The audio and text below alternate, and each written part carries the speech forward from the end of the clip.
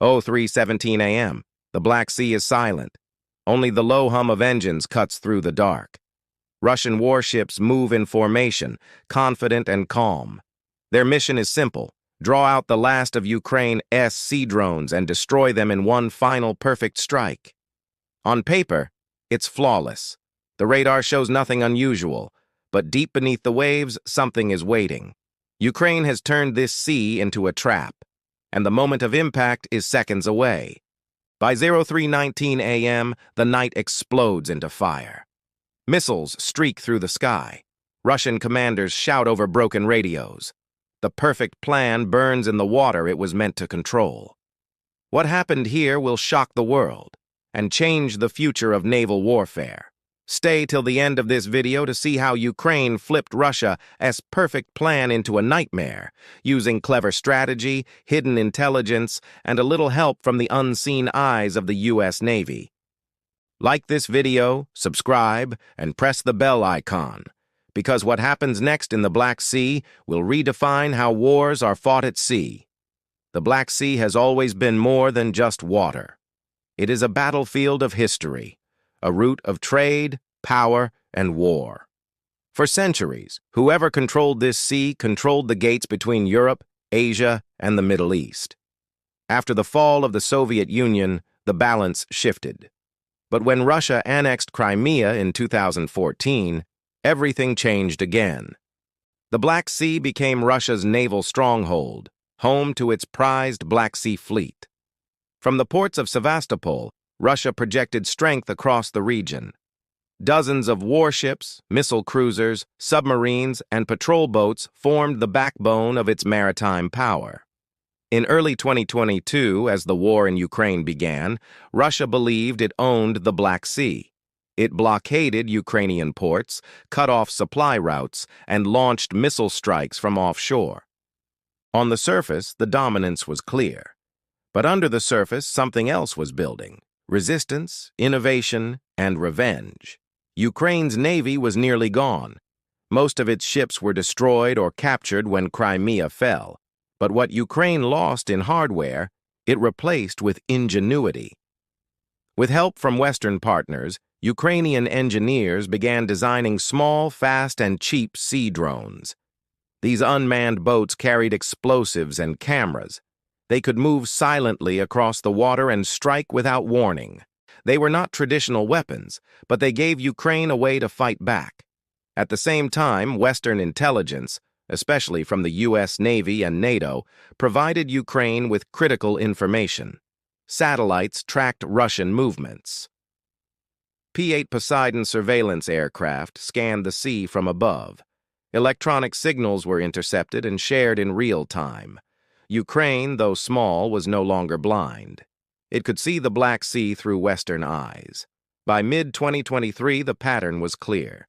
Russian ships were being attacked in places they thought were safe. The landing ship Olenogorski-Gornyak was hit near Novorossiysk. The Moskva, Russia's flagship cruiser, had already sunk in 2022 after being struck by Ukrainian Neptune missiles. Each loss shook Russian confidence. Still, Moscow believed it could regain control. In late 2024, Russian command developed what they called a perfect plan. The idea was to lure Ukrainian drones into a trap. A convoy of decoy supply ships would sail near Snake Island, supported by missile boats and helicopters. The goal was simple: draw the drones in, locate their operators, and eliminate both. Russian planners believed Ukraine would attack as usual. They expected a simple pattern. But Ukraine had been listening. Through intercepted communications and satellite data, Ukrainian intelligence knew the details of Russia's setup before it began. The convoy that Russia used as bait would instead become bait itself. Ukrainian commanders planned a counter-ambush, a quiet trap inside Russia's trap. This would be more than revenge. It would be proof that speed, data, and precision could defeat size and firepower. The preparation took weeks. Drone operators trained to strike in silence. Missile units along the coast calibrated their launch systems. Every move was rehearsed. Ukraine had to make sure that when Russia made its perfect move, the response would be instant and final. When the date came, both sides believed they had the upper hand. Russia saw an easy victory ahead. Ukraine saw a chance to change the war in the Black Sea forever. As night fell, both forces moved toward the same point, unaware that the water between them was about to erupt in fire. 02:45 a.m. The sea is calm. A thin mist hangs low over the Black Sea. The Russian convoy moves in formation, 6 vessels, including 2 missile boats, 3 transport ships, and a command ship. Their course, southwest of Snake Island, about 70 kilometers off the Ukrainian coast. The mission, lure and destroy Ukraine's sea drones. On land, 120 kilometers away, Ukrainian radar stations track the movement. The data flows to a secure operations center near Odessa. The screens show every ship, every signal, every radio pulse. At 02:47 a.m., a new set of icons appears. Faint, low signatures moving close to the water. They're Ukrainian drones, small but fast. Controlled remotely through encrypted satellite links, they advance in total silence. At 02:52 a.m., the Russian radar detects something. Small objects at sea level, moving erratically. The commander aboard the lead vessel, the Serpukhov, orders a defensive scan. To him, this looks like the perfect moment. He believes they've drawn the Ukrainian drones in. He radios his fleet. All ships ready to engage. What he doesn't know is that the drones he sees are decoys, remote signals projected by Ukraine's electronic warfare unit. The real drones are still miles away, hidden in the waves. 03:03 a.m., Ukraine activates Phase 1. A Neptune missile launcher positioned near the coast receives coordinates through a U.S.-supplied satellite feed. Within seconds, 2 missiles lift off. They fly low, guided by radar imaging and GPS. At the same time, Ukraine's real drones break formation and rush toward the convoy. The first Russian ship to detect the incoming threat is the Ivan Golubets, a minesweeper acting as escort. Its radar operator sees a fast-moving object. Too late. At 03:08 a.m., the first Neptune missile hits. The explosion tears through the ship's starboard side. Fire erupts. The radio goes silent. The convoy's formation collapses. Panic spreads through the Russian fleet. Commands overlap. Jamming systems activate, but they only add confusion. By 03:11 a.m., the drones arrive, small, black, and deadly. Each one carries up to 300 kilograms of explosives. They move too fast for Russian autocannons to lock on. One drone strikes the Serpukhov at the stern. The impact blows open the engine deck, setting off secondary explosions from stored fuel. In less than 6 minutes, 2 ships are burning. A third, the Vasily Bykov, tries to retreat and fires flares to confuse missile guidance. But Ukraine isn't relying on radar anymore. The next wave of drones is using optical targeting, cameras that lock onto shapes and heat signatures. The sea glows orange from the flames. For miles, Russian ships are visible like targets on a shooting range. 03:17 a.m. The same time, the Black Sea turned silent chaos. A final Neptune missile launches from the Ukrainian coast. It travels just 10 meters above the water before hitting the Vasily Bykov midship. The explosion splits the vessel in half. Russian crewmen jump into the burning sea. The convoy is finished. What Russia didn't realize was how much Ukraine knew. Every frequency, every patrol pattern, every false signal, all tracked, analyzed, and fed into the trap. The Russian perfect plan wasn't just broken, it was turned back against them. By 03:25 a.m., the battle is over. 3 ships destroyed, 2 more heavily damaged, and 1 barely escaping under air cover. Ukrainian command calls it Operation Silent Net. In less than 20 minutes, Ukraine erased what took Russia months to plan. For the first time, the Black Sea, once ruled by Moscow, feels different. Russian sailors see it not as safe water, but as a hunting ground they no longer control. The ambush is complete, but the real story lies in how Ukraine pulled it off, with tools that changed modern warfare forever. The success of the Black Sea ambush wasn't about numbers. It was about precision, data, and timing. Ukraine didn't outgun Russia. It outsmarted it. Behind the chaos of explosions and sinking ships was a network of technology, coordination, and intelligence that turned the sea into a digital battlefield. At the center of Ukraine's strike were the R-360 Neptune anti-ship missiles. These missiles are Ukrainian-built, with a range of about 300 kilometers and a top speed close to 900 kilometers per hour. They fly low, less than 10 meters above the water, making them hard to detect on radar.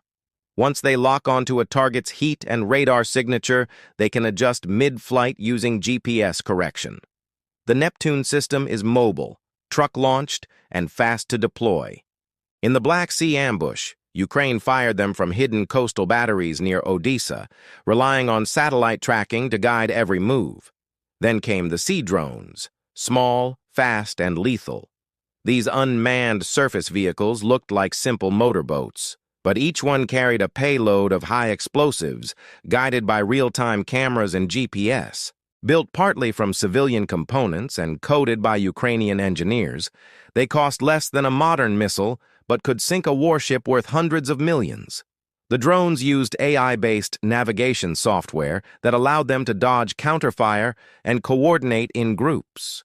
When the Neptune missiles struck first, the drones followed up, finishing off the crippled ships. But the real power behind the ambush came from intelligence fusion. The U.S. Navy and NATO surveillance systems played a quiet, indirect role. Using aircraft like the P-8A Poseidon and satellites from the U.S. Space Force, Ukraine received constant updates on Russian fleet movements. This wasn't active combat support, it was information sharing.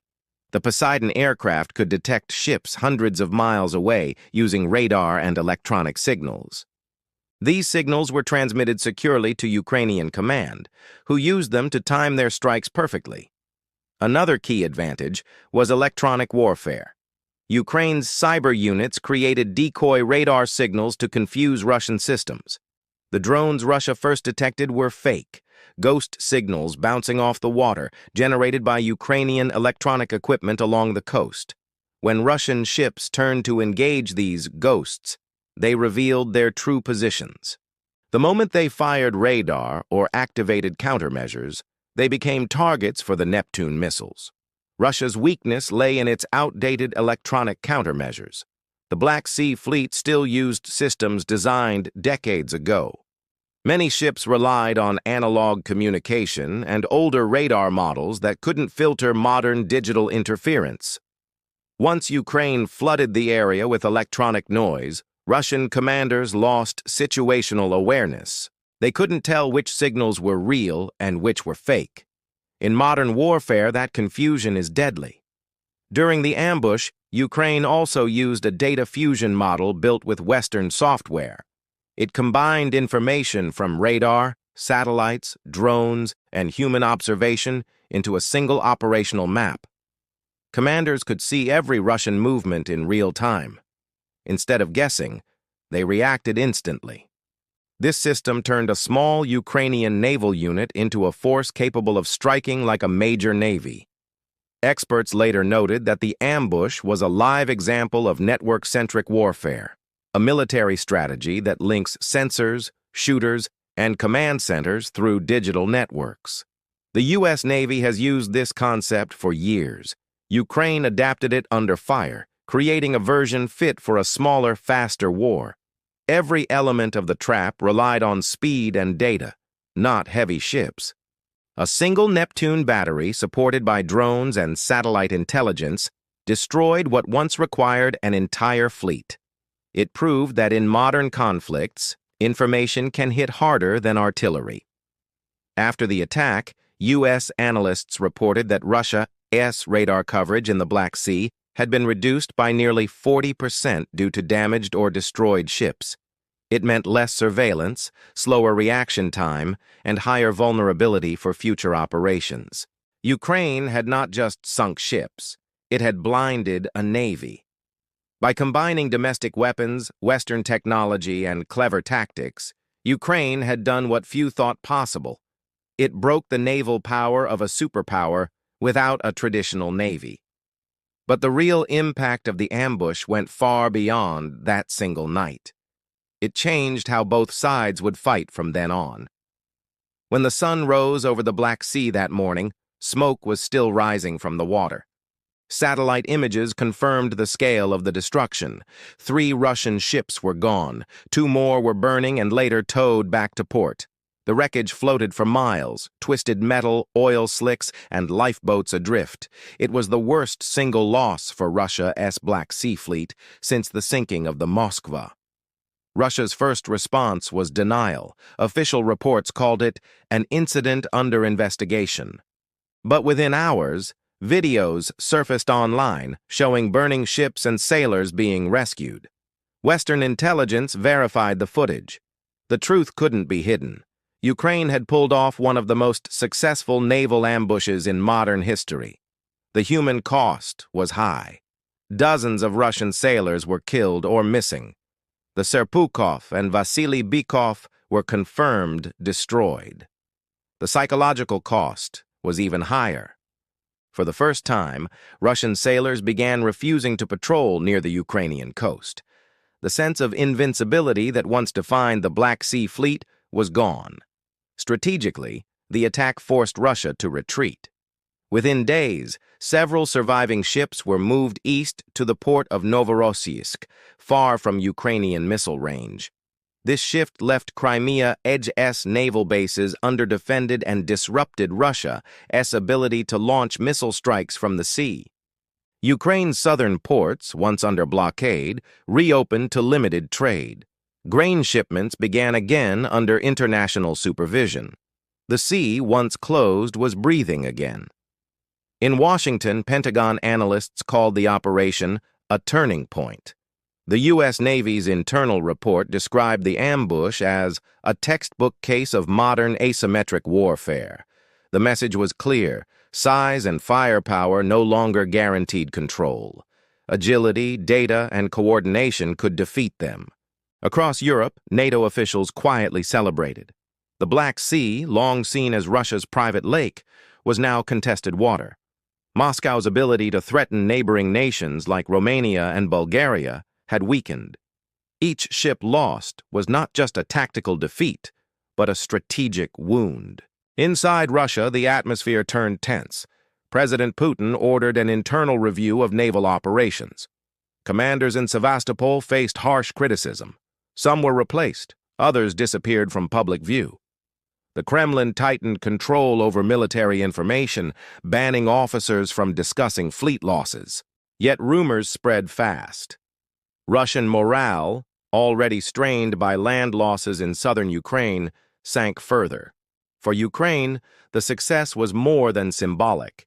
It gave the country breathing space and confidence. The world saw a nation with no navy sink the warships of a global power. It inspired both allies and civilians. Donations for Ukraine's drone programs surged. Western countries increased intelligence support. By late 2025, Russia's naval presence in the western Black Sea had shrunk by half. Many ships stayed near Novorossiysk, protected by coastal defenses. The once powerful Black Sea Fleet was now a shadow of itself. And for the first time since 2014, Ukrainian flags were spotted on patrol vessels sailing beyond Odessa. But beyond the statistics and military reports, the ambush carried a deeper meaning. It showed that wars were no longer won by who had the most ships or the biggest guns, but by who could think faster, adapt quicker, and use the right information at the right time. The Black Sea ambush was not just a victory of weapons. It was a victory of intelligence, timing, and willpower. Ukraine had turned fear into focus, and that focus changed the course of the war. The Black Sea ambush became more than a battle story. It became a symbol of how a smaller nation, cornered and outnumbered, could outthink a superpower. Ukraine didn't rely on massive fleets or advanced warships. It relied on courage, clarity, and data. In a war defined by uneven strength, the ambush proved that intelligence could strike harder than steel. Every great military shift in history starts with a moment like this. When the Moskva sank in 2022, many thought it was luck. When the convoy burned in 2025, it became clear. This was skill. Ukraine had mastered the art of turning weakness into advantage.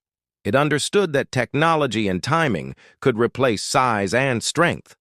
This is the essence of modern warfare: precision over power. The operation also showed the quiet role of the United States and its allies. No American ship fired a missile that night. No Western drone crossed the line. But their satellites, their surveillance aircraft, and their shared intelligence gave Ukraine the edge. It was a partnership of information, invisible, silent, and deadly effective. It was proof that wars today are not just fought with weapons, but with networks, sensors, and shared data. For Russia, the lesson was painful. Its belief in traditional naval dominance was shattered. The age of large ships patrolling in open water was fading. A new era was beginning, one where small, smart, and connected forces could control the seas. The Black Sea, once a symbol of Russian might, became a mirror of its limits. Every ship lost showed the danger of overconfidence. Every drone launched showed the rise of a new kind of warfare, fast, digital, and unpredictable. For Ukraine, the victory was not just military, it was emotional. It restored pride and reminded the world that determination can overcome despair. Each success at sea brought new belief on land, belief that no plan, no matter how perfect, could break the will of a people fighting for their home. In the years ahead, historians will look back on that night in the Black Sea as a turning point, not only in this war, but in how wars are fought altogether. The ambush showed that the power of the future lies not in massive fleets, but in intelligent systems and human resolve. And as the world watches the waves of the Black Sea settle once again, one truth remains clear. Ukraine didn't just survive Russia's perfect plan.